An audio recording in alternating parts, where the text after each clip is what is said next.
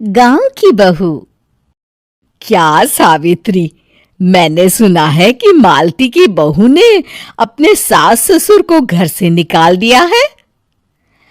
अब क्या कहूं, आजकल की बहुओं का कोई भरोसा नहीं है, कब क्या कर दें। मालती की बहू को देखकर कौन कह सकता था कि वो ऐसी निकलेगी। तू सही कहती है, आजकल की बहुओं को देख मुझे तो बड़ा डर लगता है। कहीं मेरी बहू भी ऐसी निकल गई तो। नहीं, मैं तो गांव की सीधी सादी लड़की से अपने बेटे की शादी करवाऊंगी।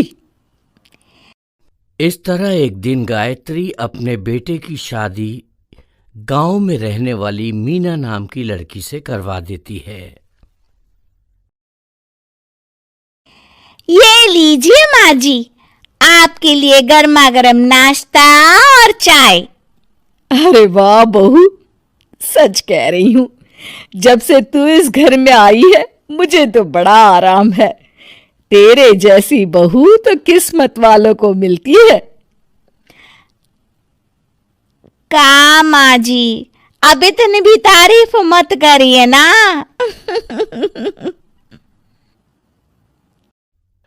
धीरे धीरे मीना गायत्री की चहेती बन जाती है और मीना भी गायत्री को कभी शिकायत का मौका नहीं देती थी।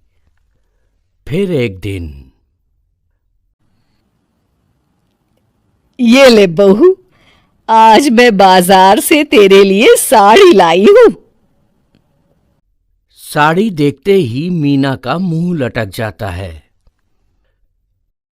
का माँ जी, ये भी कोई साड़ी है? ना, मुझे तो बिल्कुल पसंद नहीं आई। अरे लाना ही था तो कोई अच्छी महंगी वाली साड़ी ले आती मेरे लिए।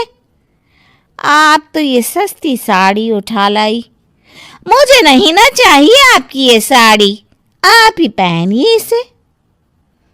अरे ये क्या बहू, तू तो आजकल कुछ ज्यादा ही नखरे दिखा रही है। मैं इतने प्यार से तेरे लिए साड़ी लेकर आई हूं और तू है कि उल्टा मुझे ही दो बातें सुना रही है। अरे माँ जी, आप अपने लिए तो बड़ी डिजाइनदार और महंगी महंगी साड़ियां खरीदती हैं और मेरे लिए ये सस्ती साड़ी ले आई। आप समझती हैं कि मैं गांव से आई हूं इसलिए मुझे कुछ नहीं पता। हाँ, अरे कुछ नहीं, तुझे शहर की हवा लग गई है बहू।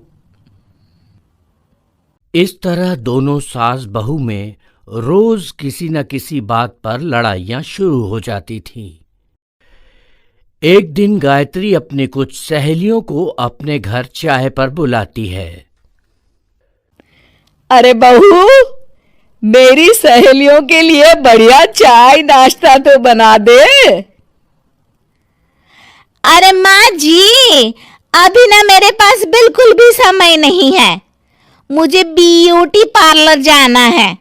चाय नाश्ता आप ही बना लीजिए। हाँ, तू कब से ब्यूटी पार्लर जाने लगी है?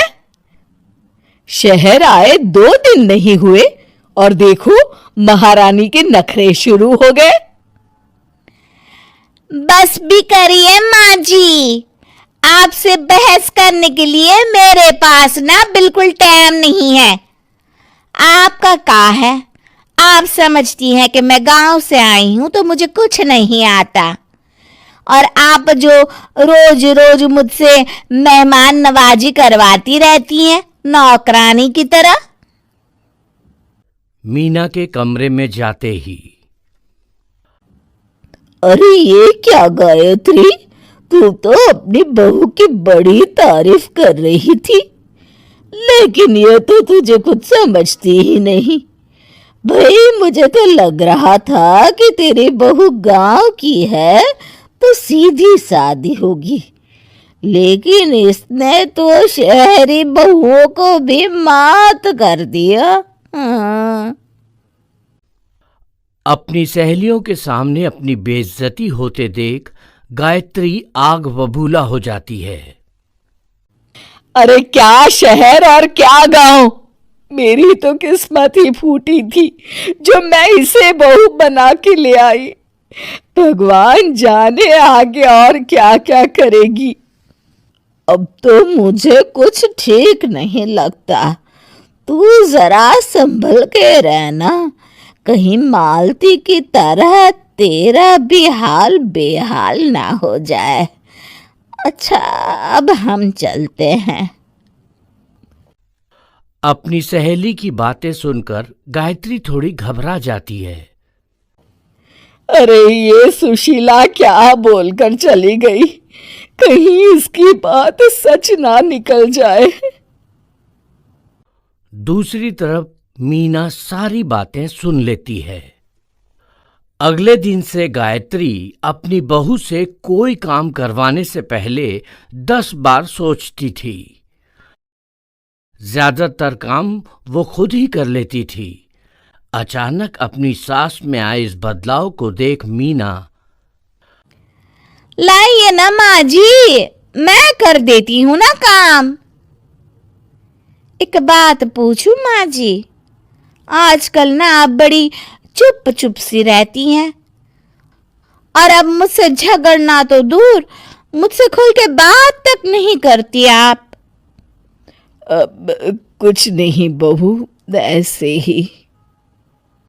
मीना अपनी सास की मंशा भांप जाती है और मुस्कुराते हुए कहती है, अरे माँ जी, चिंता मत करिए, मैं आपको घर से नहीं ना निकालने वाली। ये डर आप अपने मन से निकाल दीजिए। अरे छोटे मोटे झगड़े तो हर घर में होते रहते हैं, चाहे कुछ भी हो जाए, आप मेरी सासू माँ हो। मैं तो जिंदगी भर आपकी सेवा करूंगी माँ जी। अपनी बहू की बातें सुन गायत्री को एक प्रकार का संतोष होता है और उसकी सारी चिंताएं दूर हो जाती है। गायत्री अपनी बहू को गले लगा लेती है। मुझे माफ कर दे बहू, मैं तुझे गलत समझ बैठी थी। कोई बात नहीं माँ जी, ये ना घर घर की कहानी है। हाँ।